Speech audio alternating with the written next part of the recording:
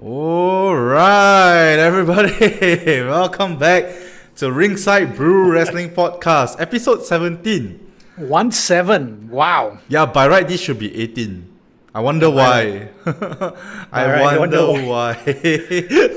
No, Okay, but, if you want to share, but there were some technical hurdles. logistical hurdles. I'm at fault here because we were supposed to record last week. I went like we released a special episode, and that was the one when I went on holiday, right? So I was supposed to come back and then do the recording with you last week. Then when I came back, I switched on my computer. I was like, it's fine. I opened up Steam because I play games and whatnot, and Of course, yes. the whole thing crashed. Steam crashed your computer. Yeah, somehow. It hung my computer and crashed. It was like, the usual thing. I press on the power button. Yeah, Usually reset, you reset, right? You power button already. It switches off, then you switch on, and then usually that shit works. But it didn't come back on. It didn't. so It died. It died. Yeah. It just died. Didn't turn on. Yeah. So I was like, oh no, time to get a new computer. Like, I mean, it's time anyway lah, cause my computer has been around for quite a while, since 2016, I think. But That's ancient, man. no, but I replaced the parts. So the replaced chassis stay the same. the chassis stayed the same. Yeah. So Gotcha. the last time I did a refurbish was like 4 years ago. Okay, so Did you- still you're still in the market. Okay, so about the correct time. It's Okay. about time lah. The lifespan is all RIP. Maybe your PC just had too much caught your rage as well from watching certain segments of wrestling. But yes, we can get to the wrestling. Yeah. So we're back. We are back. We caught Elimination Chamber. We just watched it, both of us, right? Caught it pretty much live. Yeah. Man, I think y'all should just make a bet whether or not Dave will, what do you call that? Dave will have high blood pressure. Yeah. And we were watching live with some of the members of our community on Discord as well, right? Yeah, they were. We were having a watch party, but they were with us lah. Yeah. On the chat, yeah. Yeah, so let's get into it. But before that, tradition as always. Let me kick us off. Please start, Dave. I have a very fancy looking beer right here. This is actually from my for Chinese New Year lah. Right. It's a peanut butter milk stout by Is Belgian it from- Beaver. Oh, I love peanut butter milkshake stouts. I need to get one of those. I haven't had one of these before because my wife loves to bring back fancy ass beers, and Yes. and I guess I'm having these today. What about you? Nice. I'm excited. I'm excited for you. Okay, I'm also having beer, but very light. It's the Hoegaarden peach wheat beer.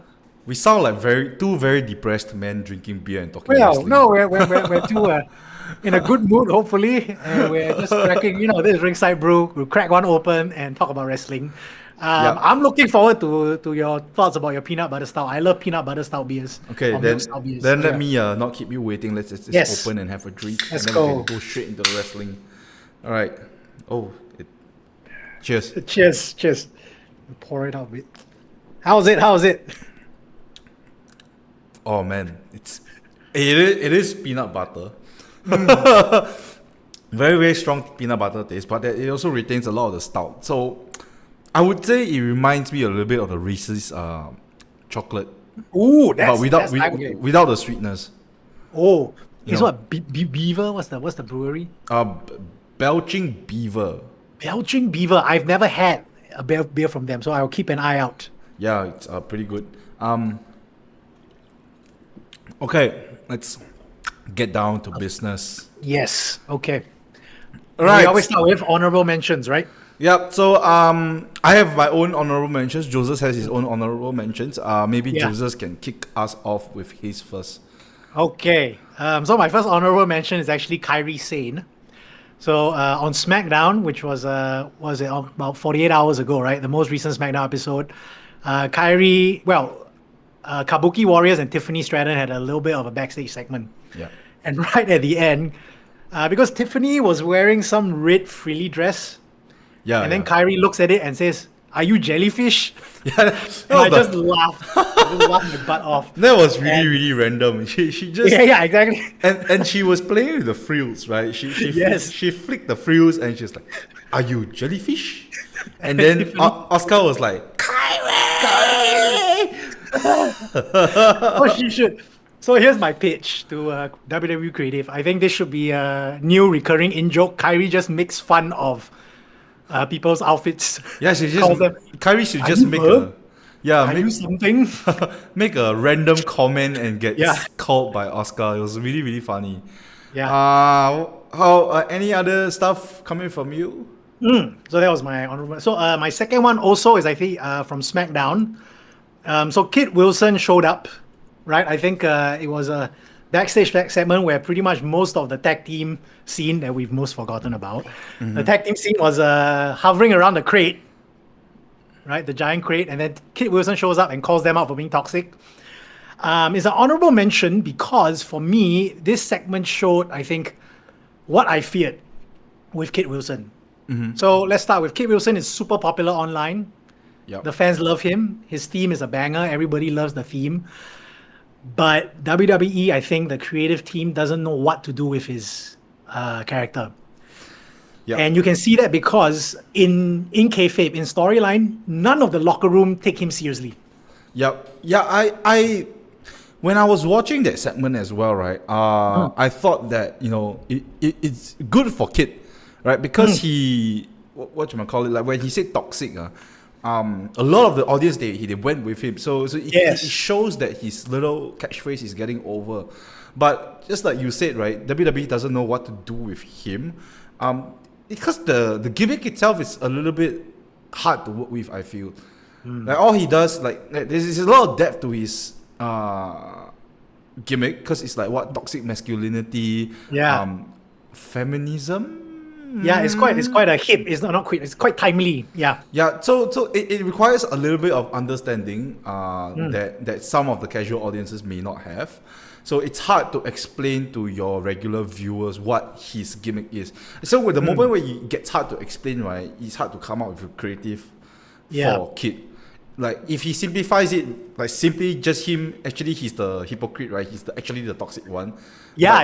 But he goes around to call people toxic. That's easier for people to understand. But when you go too much into detail, then it gets a little bit... Kind of breaks down a bit, yeah. Yeah, it kind of breaks down a bit. So I could see why creative is having troubles with him. I just think that there's a little bit too much juice to his gimmick at the moment. Just keep it simple, then maybe people will catch on. Like people are catching on the word toxic, but they don't really, really understand why he's calling people toxic. Yeah. Right? So, Not everyone anyway, but then that will become a problem because it's not a universal thing. Yeah. Those are my two honorable mentions this week. Right. So What about mine comes from Raw actually. Actually it was a few lah. So basically, unfortunately, Bronson Reed got injured on Raw.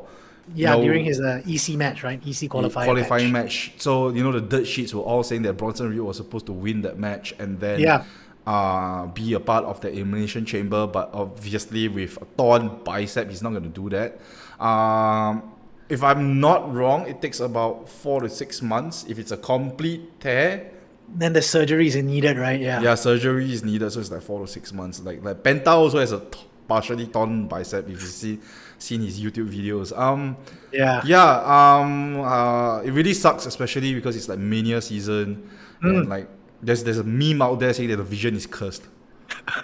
It feels like it. I don't think it definitely feels like the Vision keeps getting injured, right? Seth gets injured, and sorry, not Logan Paul, Braun Breaker, yes. Braun Breaker gets hurt at the height, at the peak of his storyline, especially. Then Bronson Reed is the next to get injured. And it's such a random injury. He tries to break up a pin and he tears his freaking bicep. It's crazy. Yeah, so he's just trying to break up the pin, and it looked like nothing, right? But well, it goes to show anything can happen. So our hearts are out with him. But because I just want to give a quick shout out, right? Because Bronson was supposed to go over. Now, obviously, he got hurt, so he cannot continue. And they called an audible to get Jay to go over, right? Jay Uso. Like, we don't talk about the fallout of that, right? Because everyone hated Jay. But I thought, like, in ring, everyone was, like, so freaking professional. Yeah. Right? Yeah. To call an audible and change the finish and make it look like that smooth, right? You can never really tell that, El Grande and Jay like were confused. They knew exactly what to do. They didn't hiccup. The finish was very, very smooth. And obviously, because Bronson was supposed to win, he's supposed to be involved. So there's a big chunk of the match taken out, right?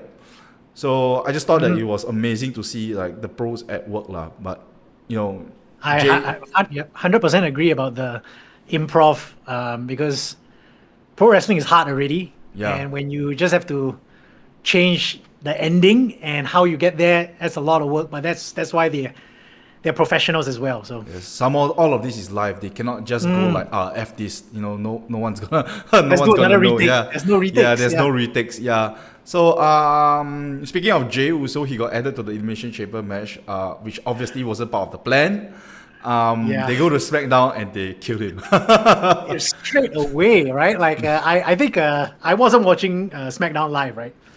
So straight away they go in and we see an ambulance, right? So I'm like, what's going on? Yep. So kayfabe, they kayfabe rope Jay out of the storyline. There's a mystery attacker again. We don't know who is the mystery attacker. Some say it's Fatu, some say it's Drew McIntyre, some say it's Cody Rhodes. I think it's Cody Rhodes. But I think, okay lah, for what it's worth, right, it is what it is. Jay wasn't supposed to be in there. They had to pivot and get Logan Paul in there. Yes. Which, Logan versus Fatu. Logan won that match. That's why he was in the chamber. I thought this was a very good example of how they could pivot well. It makes SmackDown all the more interesting as well. So yeah, SmackDown was interesting because they really started with a shocker, right? Yeah, they had a lot of intertwining storylines. Like SmackDown this week was really, really good. I feel like SmackDown in recent weeks, right? Like even though it's 3 hours, I still managed to find myself enjoying like I would say like a decent part of SmackDown, because sometimes it feels like a slog. Yeah. Right, 3 hours. But this time there's so many like storylines intertwined. Like Jacob is beefing with Cody, Cody is beefing with Drew, Jacob is also beefing with Drew. Sammy is beefing with everyone now because he's spiraling. Sammy's beefing with himself. Yeah, spiraling. He's beefing himself. Then Tama Tonga, another shout that is slowly raising up the ranks. Solo Sikoa still fighting over the lantern. the Tapao haven't arrived. So about the lantern, I don't think maybe that should have been my honorable mention, because Uncle Howdy won it back fair and square. And then they stole it back from him. So I'm sorry, but the YR6 look a bit stupid there.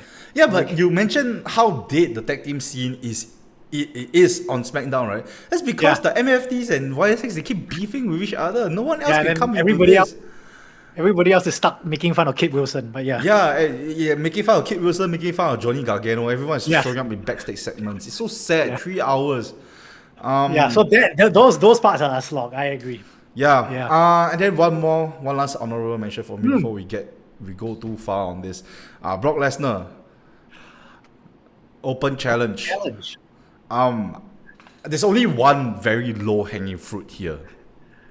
Which is, does it start with a G? Does the low-hanging fruit start with a G? G? Like Gunther? No. Okay. Okay, so I actually wrote that down. The low-hanging fruit here is Oba Femi. Okay, yeah. Right? Because right now, Brock is clearly a heel. You put Gunther, like everyone hates Gunther right now. No one wants to see Gunther retire Brock. Like people love to hate Brock, but they still like Brock. You know what I'm saying? So a heel versus heel is quite like a wet noodle for WrestleMania, especially like for Gunther retiring Brock Lesnar. If Brock Lesnar was a face, it might work.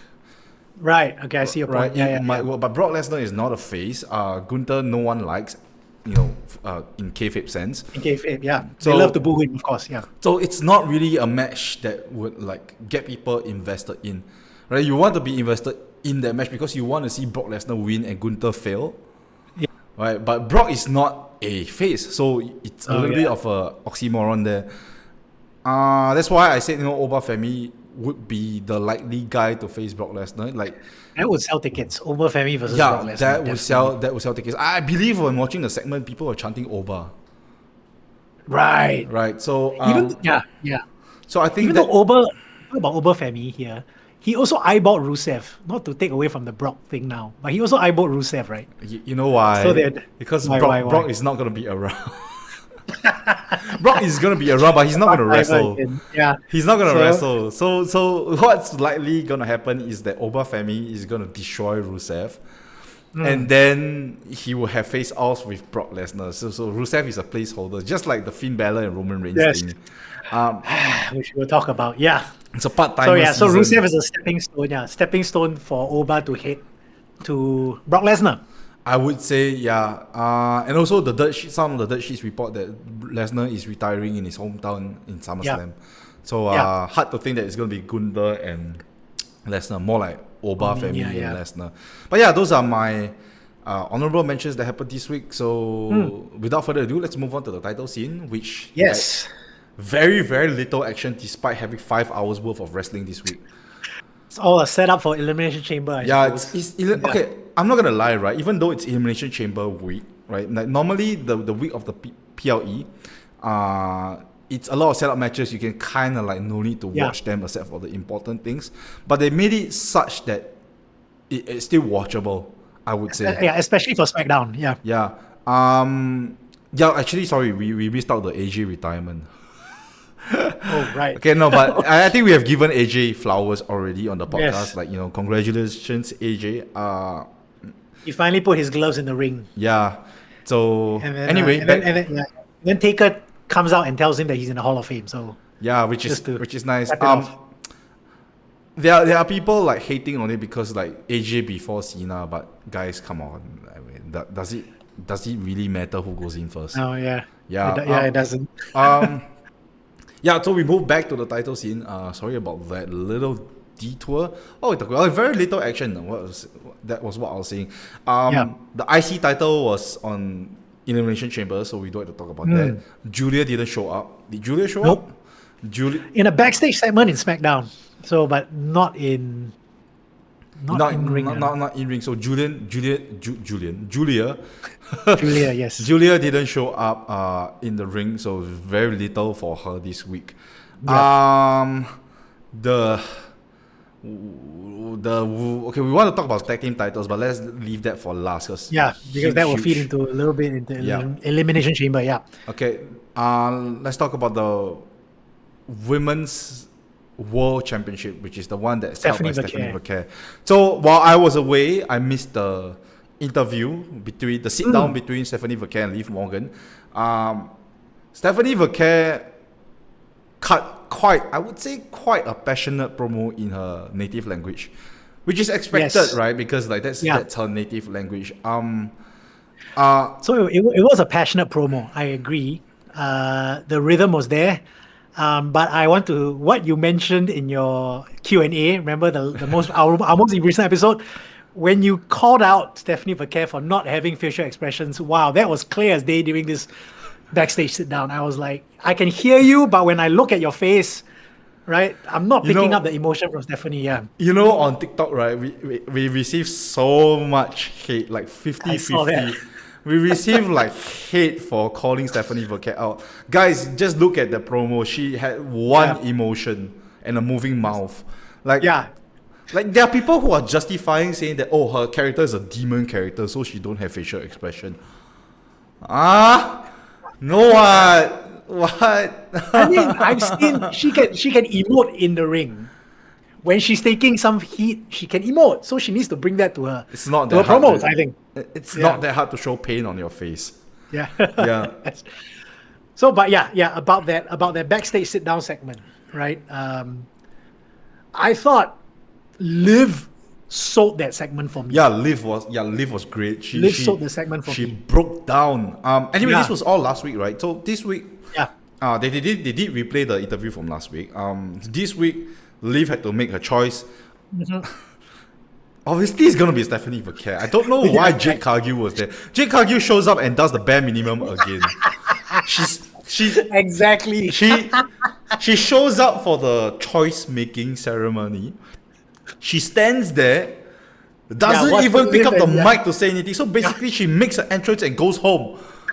And then all she did in this segment was watch Liv and Stephanie talk, and then Liv eventually hits Stephanie, right? Yeah. Then she just watches. She just walks away. I mean, okay, fair enough. But like, this doing the bare minimum is really becoming a meme already at this point. She's really doing the bare minimum. Like bare minimum Cargill. That's the sign. If we were going to Vegas, maybe I would hold up that sign. Bare minimum Cargill. Bare minimum. She's earning a F ton of money to do the bare minimum. Wow, I also want like that. So Liv chose Stephanie Vaquer. It was clear as day. Which I think it's fine, right? I think both champions, Jade Cargill and Stephanie Vaquer, they do not have enough superstar power. So they require mega stars like Liv Morgan and a certain someone else. Superstars, and a certain someone else we should talk about later. To carry Jade Cargill and Stephanie Vaquer into Mania. So, well. So I have one more thought about that segment, right? When Liv picked Stephanie. So again, I said, backstage sit down, Liv sold me on this. I was like, wow. Liv was Stephanie hit a button, Liv broke down, right? Yep. But then in this live segment, Liv says, oh, yeah, what you said is true. But I can't remember why I was crying. And then she starts beating. Well, she didn't say that. But that was the feeling I got, right? That was the feeling I got that, okay, she made you cry. But now, that didn't make an impact anymore. Like she didn't the emotional really, damage didn't last. And I don't understand why. She didn't really connect the emotional damage. Maybe it will be explained through the next couple of weeks, right? Because like she she said, oh no, Stephanie, you're right, blah blah blah blah blah, and then boom. Maybe next week she'll explain what Stephanie made her feel. Yes. Maybe we'll get that. Connect more dots. If they don't explain, then it's just a simple case of, hey Stephanie, let's sit you down and let you rain down on Liv so that she has a reason to pick you, and then we'll forget about this. Yeah, we'll see next week. But hopefully they can connect the dots. There's still a chance to connect the dots. Yeah. Well, it was already very obvious from the get-go. So, anyway, we move on to the Jade Cargill showed up in Elimination Chamber. So we'll talk about the WWE title later. Yeah, so let's talk about was on the line. Yeah, because of the Elimination Chamber. So let's talk about the women's tag team titles. Was it really a shocker to you? A little bit, actually, to be honest. I mean, I was expecting Rhea to go into Elimination Chamber still as a tag team champion, to be honest. Right. So, I mean, when I thought about it, I thought that it could really go both ways, and I don't feel that it would be wrong either way. So basically, Ripley and Io Sky faced off against Nia Jax and Lash Legends, to which they lost the titles to. And it was a clean loss. It was a clean loss. And it was quite mad because Nia, out of all the tag teams that were chasing Rhea and Io all this time, right? Nia and Lash were the least relevant. Right? It was always the Kabuki Warriors, and then it was Shalexa, Bailey and Lyra probably doing Pikachu face at Raw right now. So like Nia and Lash were the last people that we thought would take it off them, but they did. Good for Lash, right? She's a young wrestler. No, I think it's great for Lash because Lash was the one who pinned Rhea, right? Yeah, Lash is. They are really pushing Lash really hard. Like Lash didn't get to be part of the Elimination Chamber, which is fine. You kind of protect her. Yeah. Right, yeah. She doesn't have to take that pin at Elimination Chamber. You can protect her by doing that. So you can also boost her status by having her pin Rhea Ripley, one of the strongest, hottest, hot woman right now. Yeah. So like, was it really expected? I would say it's half and half because it's Mania season, right? And things can change really fast. And the moment let me tell you, the moment Rhea lost the titles, I knew she was going to win the Elimination Chamber. Sorry, guys. We just spoiled it. Went brr, right? Yeah, this brain went brr. Yeah, this can lead to the Elimination Chamber. Except the moment she dropped the titles, I knew that she was going to win. Because like on Raw, Io didn't qualify.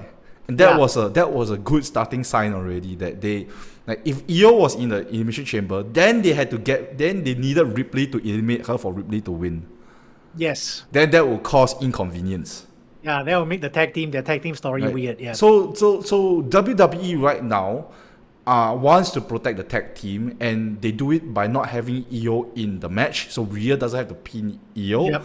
And it's a very clear sign that WWE still has a lot of expectations for this tag team because it's a super power team. It's a massive power. I would compare them like they are the female version of what's that? Hogan and Macho Man, Randy Savage. Yeah. Yes. Hogan What's and the Randy tag team? Savage. What's the tag team name? I forget already. Something I powers, the can't Mega believe Powers. Something like that. Something wow, that's like a that. throwback. Yes. Yeah, so clearly WWE still has a lot of things for Io and Rhea as a team, but they also acknowledge that the fact that Jade Cargill has completely drowned in the bottom of the ocean already. Yeah, she's at the bottom of the Marianas Trench, as it were. So I think this is an interesting thought I had. I think I mentioned it to a few people because they only gave Lash Legend and Nia Jax a tag team title, I want to say beginning of this week or late last week, which is a silly name, I think. Irresistible Forces. Yeah. So it feels like this whole thing they just cooked up. You're right. Like they want to see, okay, they decided Rhea versus Jade is going to be Mania. Yeah. Probably they decided maybe last week. And then this was the plan. So they had to slap on a name to Lash and Nia. I don't know. Yeah, so I mean that goes to show that they are not confident in Tiffany Stratton, right? Which was the next biggest star in the chamber. I don't blame them because I, until now, still don't buy Tiffany Stratton. Yeah. I find her very annoying, very screechy, very annoying. I don't like her at all. So, she wrestles well. Okay, before the internet cancels me, her character. She's great in the ring. She's great in the ring. 100%. I don't think this babyface character suits her. I'm gonna stop you right there. Like you call her a baby face. I don't know. They are trying to push her as one, but I don't know if the booking or rather the performer herself wants to accept that. I don't know. I really don't. I'm confused. I think it's their because Tiffany, right? She's a, I would say she's a role model. Role model. No, she's the look of a role model. Yeah, right? She looks a lot of clean cut, squeaky clean. Yeah, squeaky clean role model for all the little kids out there. Yeah, which is very understandable. You look at her, you can see that's the kind of presentation that you want. But the personality, doesn't really connect. Like I feel like there's a certain disconnect that I can't really put my finger on. Like I loved Tiffany Stratton when she was a heel. Yes, because she was cringe. I wouldn't say cringe. Like when she talks, right, when she screams, you know that you want to listen to her because she's like that. Now as a babyface, I can't really stand her. Yeah, so I agree. And that's why I agree with you, and I even go back further. That's why I'm like, I don't know if she wants to be one. So that's the problem with Tiffany, right? Jade is even more fundamental problem, right? Which is. Firstly, she's not as great in the ring as Tiffany. Number one, Jade is not as great in the ring. I'm sorry. Internet can come after me, but I know I'm right. You That's don't know the nightmares that are going on TikTok. You don't manage. You don't. I look. Joseph, right, can get away scot-free for whatever the heck he says, but he's not the one managing Instagram. He's not the one managing TikTok. So he can say these kind of things that get cancelled, and then I will have to respond to all these comments. It's still my face out there, still my bald head out there. But yeah, Jade could do better in the ring. Let me put it this way. That's number one. Number two, character again, right? What is Jade? I don't understand. I don't know. She's just, I am strong. Yeah. That's all there is to it. Like, what is she? So there's nothing to connect. So you're right. Like Tiffany and Jade, they've done this. They've had a few matches before, and they're unmemorable, right? I swear, right? They're unmemorable. So Rhea versus, let's talk about now, Rhea. Should we talk about Rhea versus Jade now, or we leave it? I mean, we already kind of said that Rhea Ripley won the Elimination Chamber, right? Yeah. Okay, so let's talk about the good things about the female, the women's chamber. Yeah. The Women's Chamber, if you've seen like a decade ago, was it a decade ago? Maybe like the previous years. I would say this one's a little bit milder. You mean in terms of the chamber match? In terms of the chamber match, like the crazy things that we see is a little bit milder, I feel. Yes. There's not so much crazy spots of jumping from tall places and whatnot. Yeah. It's a little bit milder than previous times. Maybe it's because of the profiles of the wrestlers that are in there. A lot of them are powerhouses. I felt that I was most impressed by Raquel. Okay. Raquel was given a lot of time to be very dominant. Like you can tell that she has been given direction and free reign to go and do, to show her strength, to show that she's dominating everybody. And leave women and then just throw them on the ground, right? Even dominating Rhea Ripley, right? So I can't remember how Raquel was eliminated. I think she took a huge bump. She took a cannonball from the top rope, right? Because Rhea cannonballed her from the top of the pot to the top of the rope. Yeah. That's how Raquel, like she went out strong. She came out strong. She went out strong. So I thought that Raquel had a really, really good showing. Again, Raquel's got the presentation and the size to back up her style. And I think that if Raquel turns face, I think she's gonna be a very lovable character. Yeah. 100% agree. I was also impressed by Kiana James, right? Obviously, I think you can tell because you can tell WWE is confident in her because she started the chamber match, right? She was the first two. Yeah. Which means that you have to last at least 20-30 minutes in there. Yeah, strangely enough, right? Kiana James, she did have a good start to the match, but after that she kind of like phased out. Yeah, when all 6 women finally were in the chamber together, then she just faded out. But I think she had a good showing at the start. You talk about, Dave, you mentioned that you say, okay, there's less crazy spots, I think, in both chamber matches this year. I thought the women's match the pace didn't let up. No, it did not. So, like... It kept going, so here is what I'm going to say, right? The pacing was good, the wrestling was good, but if you take away the chamber, I feel that it's the same thing. Good point. As in, what's the point of the steel cage and pods and all that, lah? Yeah. Even at one point, right, there was a spot where Tiffany she tried to jump off a pod, or was it the higher part of the cage? Basically, she jumped off from some place high. It wasn't the top turn, but it was a part of the cage. And she tried to run. Think it was Raquel or Rhea, one of the strong ladies. Yeah. They almost didn't catch her, and she almost landed on her head. Yeah. I think she was supposed to. Raquel was supposed to catch her. I think it was Raquel. But the flop was the flop was quite dangerous. Yeah. Yeah. So anyway, like I think no women came out of this looking bad. Maybe Alexa Bliss, because Bliss was the first one to go and it was very sudden. She didn't. It was an Asuka poison mist, but yeah. Here's the thing, man. When I was watching Bliss, I felt like it was very strange. She constantly. She was constantly in a half squat position, eyeing people. I don't know. Maybe it's just me. I think I remember one spot like that. She was just waiting for something. Yeah, there's a lot of her waiting for something. So, anyway, I don't think it's that noticeable. I'm just being anal about it. Bliss was the first one to go, which was quite a surprise to me. I thought Kiana would be the first. So. Whether or not Bliss and Charlotte will show up in WrestleMania is another thing as of this point. But yeah, like I said just now, right, the moment Rhea dropped the tag titles, it was very obvious that she was going to win. She was going to win this, I predicted that it was going to be either Tiffany Stratton or Rhea Ripley. I knew they were going to be the last two. But... That was obvious, yeah. But it was a matter of WWE thinking whether or not Tiffany was good enough to carry Jade. Clearly, maybe they decided no. Then it was going to be Rhea Ripley. So Rhea wins LOL. It's like a John Cena kind of thing now. I think at some point, I think the crowd is going to turn on Rhea, I feel. Wow. At some point, right? Really? No, because someone's gonna say that, hey, Rhea Ripley kind of reminds me of John Cena. She like Super Cena, everything. No, man.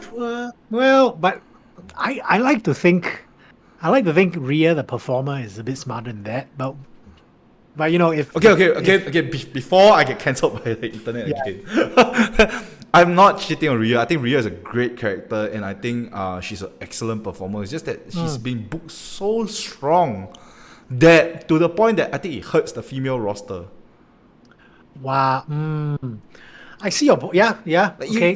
When Rhea is in it, right, you don't give the other side a chance at all. Like the Nia Jax and Lash Legends came as a, Correct. I think. Well, okay. So to your point, you're right. Like she is booked so strong and she looks great. She performs great, Rhea. But the irresistible forces themselves, she tried her best, but she couldn't beat them together. Yeah. So it took two ladies to take her out also. So it took two big very strong, women yeah. to take, yeah. Yeah, but anyway, Rhea is gonna face Jade Cargill. Obviously, the play here is for Rhea Ripley to save Jade Cargill from the dark swamps of obscurity. So does this saving, Dave? Let me ask you: does this saving Jade entail Jade dropping the belt to Rhea? 100%. 100%. Right. That's it. Okay, so honestly, right? Honestly, two main things can happen. Number one is obviously Jade Cargill drops the title to Rhea Ripley. Yeah. But we could maybe have an Io Sky turning on Rhea Ripley. I don't know. Yeah, maybe. Again, right? I honestly doubt Jade Cargill will walk out as champion because this past year she's been nothing. Yeah, she's a failed experiment, I feel. That's a good. I think that is the correct failed experiment. Cargill is better than bare minimum Cargill. Failed experiment. Yeah, like she's strong. She looks great. Looks like an X-Man, but that's all about it. That's Okay, we move on to a second women's match: Becky versus AJ. I called it for this one also. I predicted that AJ Lee was gonna win. Yeah. I thought Becky would keep the belt. So no, I had an inkling that the match would be screwy.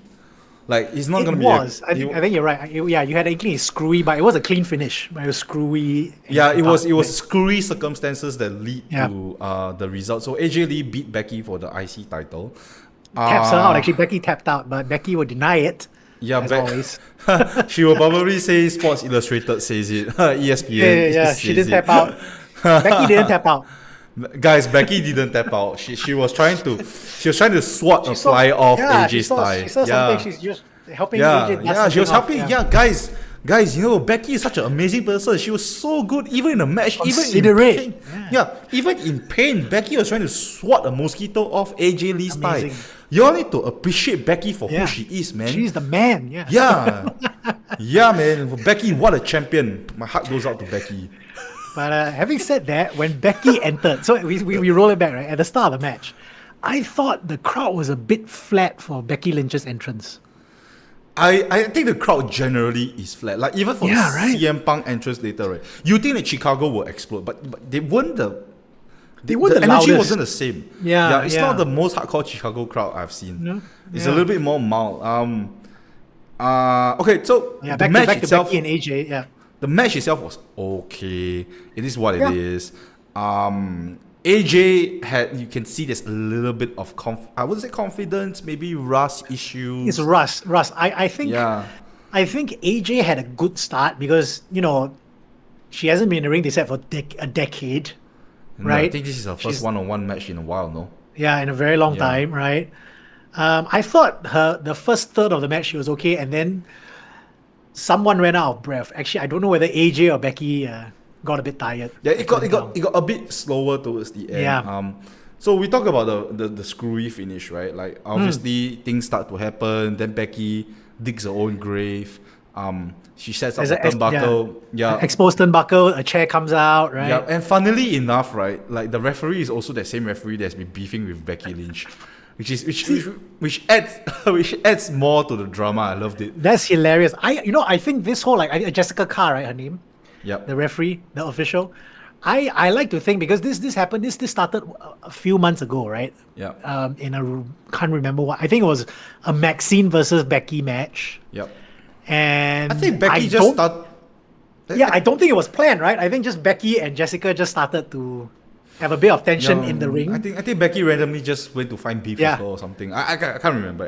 Anyway. Yeah.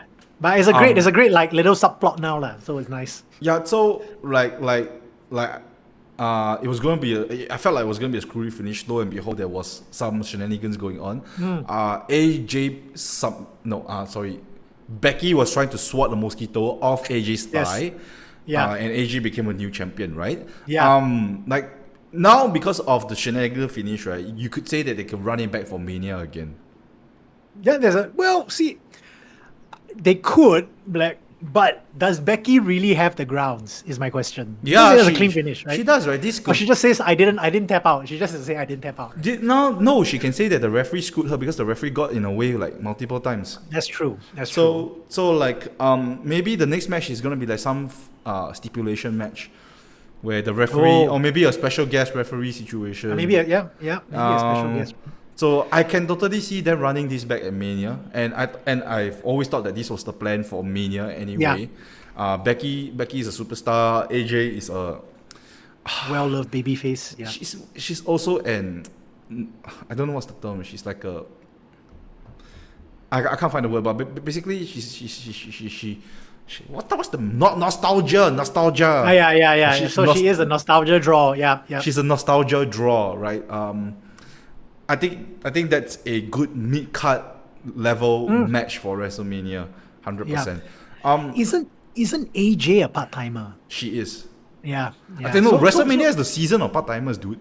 It is. So I guess she's not gonna. So you think she's gonna drop it back to Becky in Mania? Yes. Okay. So, dude, like, of all you see, the past week, right? You can see there's a huge influx of part timers. Yep. Brock Lesnar is back. Yep. AJ Lee is back. There's one more part timer. Who was the other one? We just talked about. Roman. Right, Roman's showing up in Raw or SmackDown this week as well. Roman, another part timer. Maybe this special guest referee match that Becky might pull up will also be another part timer. I don't know. It's the season of part timers, right? Okay, I generally enjoyed this match, but what I didn't like was the champion coming out first, then the challenger.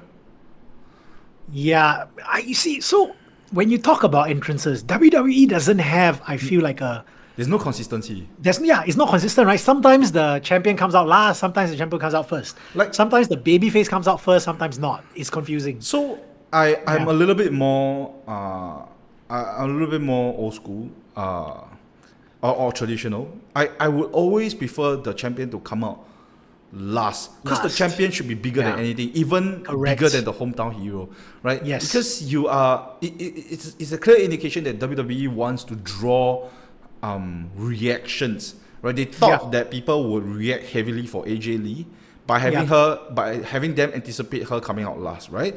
But the champion should never come out last because the champion is always more important than the challenger. Exactly. I agree. And I didn't like that AJ Lee came out last just because she's from the Chicago. Hometown hero, doesn't make sense to me. I didn't like that. Then we talk about this inconsistency, right? The very next match, Finn Balor. CM Punk, and Finn Balor versus CM Punk.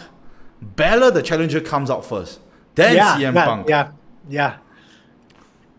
Right, so it's the hometown hero. They just so there's no consistency because you're right. The principle here is AJ Lee, CM Punk are hometown heroes. They come out last. Yeah, they regardless of who else the belt. It's just like I think that these two will get a better reaction because it's their hometown. So let's just send them out last. Then the champion, it makes the champion look very irrelevant. That's me lah, right? Champion should always be bigger than the challenger. No, I agree. I'm actually no notes. I agree, and it has low key annoyed me, throughout, because we have to watch wrestling for this podcast. It has always annoyed me that how come it's not consistent. So, they don't take their champions very seriously. Like you can tell that the superstars are more important than the champions at this point. Yeah, the personalities are more important than the belts, right? Then why have the belts? So Punk and Balor, I enjoyed the match. I wouldn't say that I heavily enjoyed it because it's two men in their 40s going at it. But Finn Balor, for a man that's almost his mid-40s, he moves so well. You can't tell. You can't tell. Yeah, you can't tell that he's that old. It was a very physical match. I kind of liked it. When before the match started, I was thinking in my head, maybe, just maybe, because So what made you think that? Because you predicted Punk, right? I predicted CM Punk. My pick will be CM Punk, but I thought that just maybe because they could, I had a feeling they might swerve us by having Balor win and then having him drop back to Punk the very next day. But that would suck for Finn. That would suck for Finn. But that didn't happen, right? CM Punk obviously still goes over because Yeah. Roman Reigns and CM Punk is a bigger main event than Finn Balor. It's a bigger draw, yeah. Like, as far as the match was enjoyable to watch, like the action it was a good match, actually. I think it was a good match, yeah. I will go only as far as saying that the action was good, but everything else just failed the match. Why? Because we know that CM Punk is gonna go and face Roman Reigns, right? We all know what's gonna happen, and that kind of like sucks the anticipation out of this match. It sucks the excitement out of this match. Like, I'm going there to see Finn Balor lose, and Finn Balor, right, despite being in Chicago, he got cheered. He got. You think that in Chicago, the guy who was challenging Punk, the guy will get booed, right? But Balor was very over with the Chicago fans. His entrance was really big, actually, kind of big, yeah. Yeah, so like, I don't like how WWE right now is making zero efforts to make us want to invest. Yeah. You know what I'm saying? Like from the very beginning, the moment Roman chose Punk, Balor and Punk became irrelevant from the moment. Like, for 4 weeks, we knew that Balor was gonna lose, and we had to wait until this day to see him lose. So I think WWE is really not making any effort. So I'm not sure if this is insulting my intelligence, or they just don't care about the fans. They only care about the money. Because at the end of the day, people will still support Punk. People will still support and pay to see Roman. I would say Finn Balor, yes, sure, he gets an exposure. He gets to, do these serious matches again with champions again. So it's good for Balor, right? But as a fan, I don't really like this match because I know Balor is going to lose. I agree. When you talk about insulting intelligence, actually, I felt my intelligence was insulted. Not during the match. I think it was in the run-up, right? SmackDown, they were doing promos. CM Punk was doing a promo. Elimination Chamber in Chicago, right?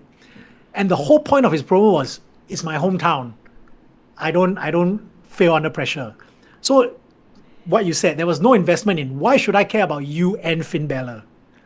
It was just all about him. People still care about Punk, but people care less about Balor because they know that the Roman match is happening. Yeah. But the action, okay, don't let the action don't let this take away from the action. The action was okay. The in-ring action was really no notes. Very good. Really good. About Finn Balor, one more thing. Looks like a face turn, yes? Oh, absolutely. 100%, bro. Face turn. Maybe some idiot in the creative team will probably go tomorrow and say, what if we have Balor attack Punk again? let's just repeat the what was it? What happened? Rumble. After he lost first time, right? But this time they shook hands again, and I think this is the actual face turn. I don't understand. Wait, so okay, I feel there's some inconsistencies here. Like, the last time Balor shook hands with Punk got jumped the very next day. Yeah. So Punk, right, should have wisened up and smartened up to this, right? It turns out he just shook his hand. No hesitation. So, okay, I get it. Like, I understand that, this is the one that he really earned the respect. But where is the once beaten, twice shy logic here? There's none. It's just that let's just get this over and done with. I felt like this is more of let's get this face turn over and done with so we can move on with our lives. Yeah, so I was happy to see, it's nice to see the performers Punk and Balor shake hands. Because it's a good match. But then immediately I'm like, can you stop playing my feelings and just, like you said, actually, I want them to get it over and done with and not drag it out. Yeah. Exactly. Rather than, that was the match. Result was very obvious, plain as day. We got the fourth segment of Elimination Chamber. This was the most disappointing one of them all. I don't know why I wasted like 7 minutes of my life, 5 to 7 minutes of my life watching this. Okay, before the internet cancels me, okay. I have no beef with the person who came out. I love the gimmick, really. Yeah. But Okay. I love the gimmick, but it really depends on how you present him, right? Okay, so context: the mystery box. Yeah. Finally, The blind box. Yeah. the blind box is finally revealed today. The box opened. So I was going a little bit crazy. I was losing it just a little bit. At first, they open the box. The box opens and it's another box. It's another. Yeah, it's a coffin. Right? It's a coffin inside the box. Yeah. So when I saw the coffin, right, two things came to mind immediately. Yeah. It's either the Undertaker Yeah. or Darby Allin. Close enough. I don't know why Darby Allin was the first thing that came to mind, but you can see the problem here. Yeah. I did not expect Danhausen to walk out. No. Even though there was rumblings on the dirt sheets and the internet, right? I also didn't expect Danhausen to actually show up. Like Danhausen is a very fun character. I have no beef with him, but the problem with this segment was that so Danhausen comes out. It's a very 1930s, 1940s style of presentation where the dancers come out, then there's the fireworks, then the main character. There were dancers in the coffin with him, right? Yeah, there was. No, I'm sure they hooked the box up to the entrance. No, the box right? was there. Yeah, there was. Yeah, there then was they it just wasn't a walked clown car box. Yeah, right? yeah. So, but anyway. so he comes out. They come out. They start dancing. Then Hausen starts cursing people. Oh no, he doesn't start cursing people. He threatens to curse. Yeah, he threatens to curse like Wade Barrett, I think. But he gives Michael Cole a jar of teeth, which is weird. But yeah, then in a good way. Danhausen gets in the ring. They pose. It was a nice dance. It was a very nice little dance. And then the lights go out and they disappear. Now the problem with this, right, is the crowd did not care. Yeah, I think it's both they did not care and they didn't know what to do or expect. They didn't know how to react. They don't know how to react. They don't know how to react. So even with the dance, I'd say, right, the dance was great, right? I like what I was seeing. But when it was done, the crowd was like, okay. There was no payoff. I think there was no payoff. I think whoever produced this segment thought the review itself was good enough, but you needed either Danhausen to take somebody out or say something. Yeah, and none but of that happened, now right? that he just came out to dance, right? So like again, the problem with that is I think they overhyped. They cooked it a bit too much. They overhyped this mystery box a little bit too hard, and because they overhyped, right? Our expectations are like so high. Yeah, thinking that it might be a guy like Chris Jericho coming out. Or what, like a John Moxley or whatever, some big name. Okay, basically what I'm trying to say is a big name, right? Then Danhausen is not exactly a huge name. No, he's loved by specific parts of the IWC, right? Yeah. But to the casual audience, they might not know who Danhausen is. That's why the reaction was so flat. No one really cared. Yeah. And everyone goes like, okay. So this whole segment fell flat. It felt like a wet sock. Super flat. Yeah. So I honestly hope that this is not. I don't think it is, but I wish this is not the end for Danhausen. Like right now, right, based on the reaction, it feels like he's a lower cut Akira Tozawa kind of character. Oh, absolutely, 100%. He's just a comedic relief. Yeah. And Akira Tozawa level, absolutely shows up once a month and that's it.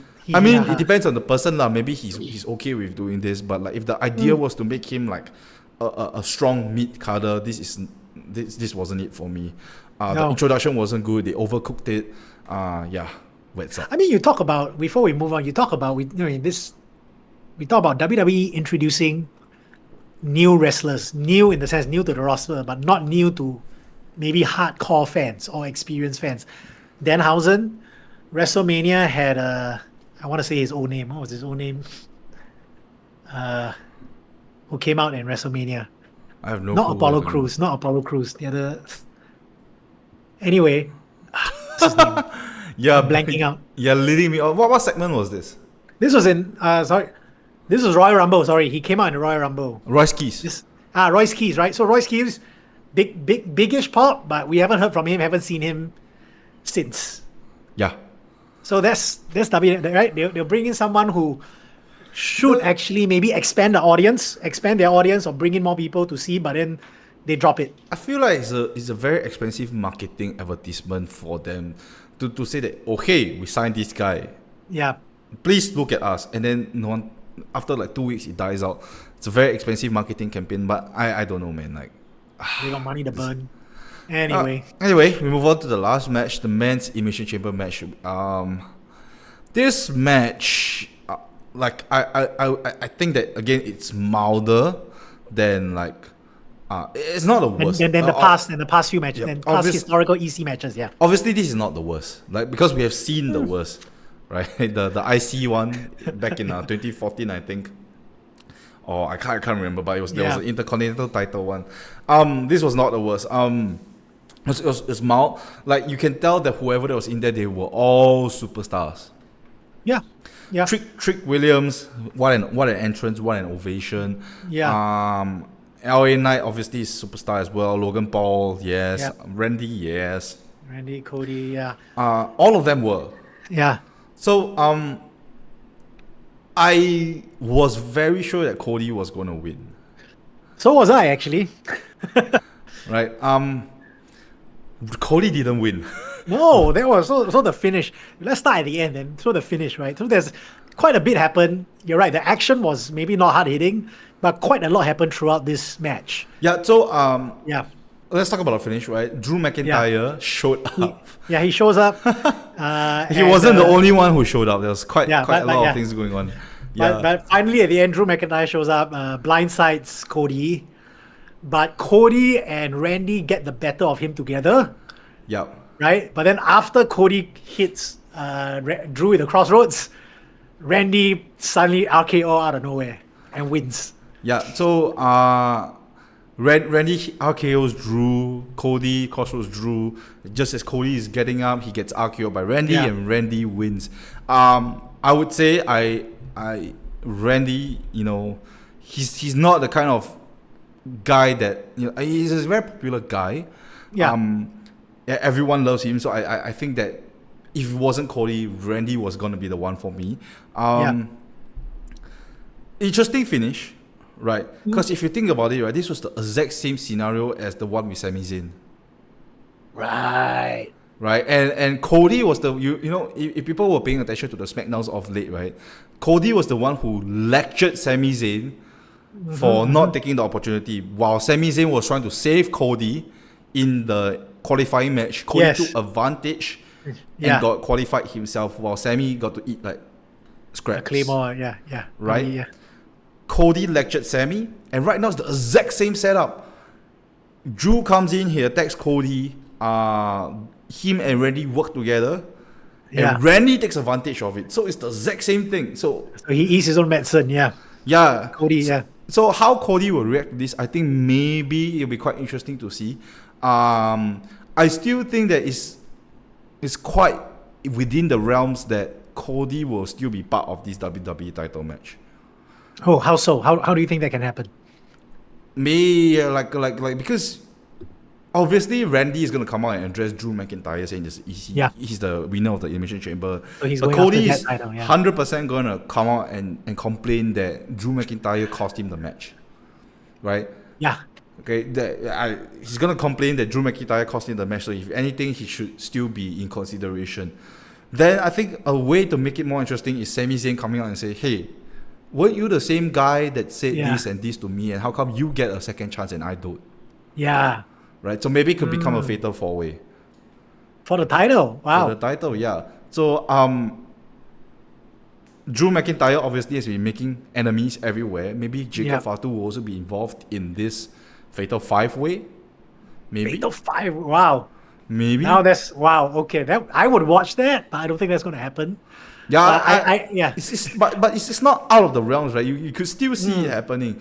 But you're right. Those 5 men will be doing things leading up to Mania. Yeah, but at the very least, I think Cody is still going to be involved because Drew screwed him. Then the less likelier to happen is for Sammy to come out and say Cody is a hypocrite, and then the even less likelier is for Jacob Fatu to come out and say, I got beef with both Cody and Drew, and Drew screwed me too. Yeah. So Jacob also got screwed out, right, by Drew. Yeah. And then maybe Nick Aldis finally loses it and say, Drew, you love to make a lot of enemies. Why not do it like this? Let's do a fatal 5-way. Yeah, fatal 5-way. Yeah. Wow. Yeah. There might be. I mean, yeah. They still could have fillers for number one contender, but Randy versus Drew McIntyre. I don't think it's gonna be a singles. I really don't think so. Maybe we could see. Okay, if it's a singles, if it ends up being a singles match, then maybe Cody, Jacob, Sammy. They might be in a grudge match, to decide who's next in line. Yeah, but Cody is definitely gonna. I still think Cody will turn heel at Mania. Yes, I mean, this was a big step forward towards heel turn. Yeah, I mean, talking about Cody Rhodes and Sami Zayn, I can't imagine both of them. Can you imagine if you're sitting in the same room with both of them? It's just the most depressing thing ever now. Storyline wise. Yeah. In any case, we'll definitely get to see Randy versus Drew because they can't back out of that now. But whether or not it will be a triple threat, fatal 4-way, fatal 5-way, still remains to be seen. I think it will be interesting to see the fatal 5-way and see Drew retain because he can slither out of this entire mess. Cody can turn heel and self-destruct. But the Elimination Chamber, right? The other guys, I think they did really well. Is LA Knight, he kind of fumbled a little bit, but he was very over. Javon Williams, according to the announcer. Javon Williams, The announcer called him Javon Williams. Did you catch that? I did not. So the announcer called. I don't like the announcer. He's. Oh, you mean not the commentator? You're talking about Mark, the ring announcer. The ring announcer. Javon Williams. Wow, that's the bad. way he announces the matches. I just don't like. Yeah, no, I know. Yeah, it's his cadence is weird. He starts as high a ring and announcer goes low. Yeah, and I can't tell when he's gonna go up. Yeah. Cadence wise, yeah. Not a big fan of the ring announcer. He called Javon Evans Javon Williams. I don't know where you get Williams from. I don't know where you get. Before we move, you mentioned LA Knight. He messed up a little bit. Yeah, he had a fumble. He slipped on the rope, right? I actually thought that might have been a work, but then when I went back, it's 100% accident. Yeah. But to be fair, I think he was in the ring with both at that time, Trick and Randy, and they helped him up. That's what professionals do, right? They help him cover it up. But yeah, okay, Javon Evans, Trick Williams. Yep. The one thing I was not expecting from this match is the revelation of the Masked Man. Yes, we need to talk about the Masked Man. So, before we did find out who a Masked Man is, right? But for last week, the most recent SmackDown episode was a random dude who ran in. Yeah. Right? And then this time round, again, the very first interference for this match was another Masked Man. And then it was a distraction. Security grabbed him before he actually hits the move. Yeah. And it's a random guy again, right? When they unmask him. Yeah, it was a decoy Masked Man. So as they were escorting the Masked Man out, the real Masked Man appeared. Yeah. Yeah. I thought it was great. I thought this was great. Yeah, it was a I don't know if I think they did it correctly because I think we talk about sometimes WWE kind of dragging things out a bit too long. I think they nailed it right. The real question, so the Masked Man again, obviously, is Seth Rollins. No surprise. No surprise. I hope he's able to come back by WrestleMania. We don't know what his maybe he's already medical healed, condition is. Maybe he's already healed, right? But he's just been kayfabing everyone, just like how he did the knee injury angle. He's definitely going to, I think, feud with someone from the Vision at WrestleMania. Yeah. Yeah, I hard to think that, if Rollins is not fit, if Rollins is fit, it's hard to think that he's not part of WrestleMania. I don't think it's going to be against Austin Theory. It's going to be Logan Paul. Because obviously, again, we're talking about viewership and tickets, right? Logan Paul has his entire YouTube following. So it doesn't make sense for Austin Theory to face Seth Rollins. So it's gonna be Paul and Seth Rollins. I think maybe this is what they're going with. We're not sure that Braun Breaker will come back on time. It feels like he won't because it's quite close to Mania It's already. a hernia, isn't it? Hernia. If I remember correctly. Yeah. Yeah. And I can't remember whether he needs surgery for it. I can't remember. Emergency surgery, I think. Yeah. So I don't think he's coming back for Mania, Braun. So now it's a good time to review the Masked Man, obviously, because like between now and Mania is like what 4 weeks of setup, which is good, which is perfect, right? Actually, it's more than 4 weeks of setup, because like this Masked Man has been 5 or 6 weeks. But this whole Masked Man thing, terrorizing them for a while now. Causing headache for Nick Aldis, yes. Yeah, I'm sure the very first Masked Man that showed up at the Rumble is not Rollins. It's just a placeholder, I feel. No, absolutely. So I think it's probably going to be a mid-card feud, I guess. It's not a mid-card, it's a marquee match. It's a marquee match because he's the marquee, right? Because Logan Paul, right. Yeah, so that's it for Elimination Chamber. Would I say go out of your way to watch it? I would say in terms of action, no, not really. The action is like quite. This is only decent, but nothing more. I'm not blown away by any of the matches. Like even the Elimination Chamber match, they say that it's extreme. Not a lot of extreme things happen apart from Javon Evans jumping off the pot for a frog splash. I thought he was going to climb because talking about Javon, he started by climbing on the outside, right? Remember when he was coming in? I thought he was just going to climb all the way outside. Then there's a hole at the top of the chamber. I thought he was just going to drop down from it. No, he just went up to the pot. He just went up, nothing extreme. Nothing wow. Well, the results very predictable. Apart from the men's Elimination Chamber match, I think everything else was super duper predictable. There's really no reason for you to go out of your way to watch this. In terms of development, I think like the men's side is a bit more. It's interesting to see how Cody will go from here because he has to eat his own medicine now. Yeah. Right. Yeah. Absolutely. And obviously, which he did. Yeah. Yeah. The mystery attacker for Jey Uso and who jumped Chica Fatu all those months back. I think we're getting closer and closer towards that. Everything else, I don't really think it's out of the realms lah. Yes. Yep. So that was it. That was it. I think so that's this episode 16, isn't it? 17. 17. Oh my god. Should have been 18. Should have been episode 18. We were definitely 18. Yeah, definitely. Then now we're properly on the road to WrestleMania, right? From episode 18 onwards. Yep. For those who are tuning in, thank you so much for the support. And as always, you know where to find us. We are on TikTok and Instagram. Just search up at ringsidebrewpod.sg. Sorry, I was about to bath. Oh dear. A little bit of the alcohol. We are on Spotify, YouTube. If you fancy YouTube, we're also on our Apple Podcast. If you are on the Apple side. Yeah, so we've got a community channel. We are slowly building our the community. Members are coming in every now and then.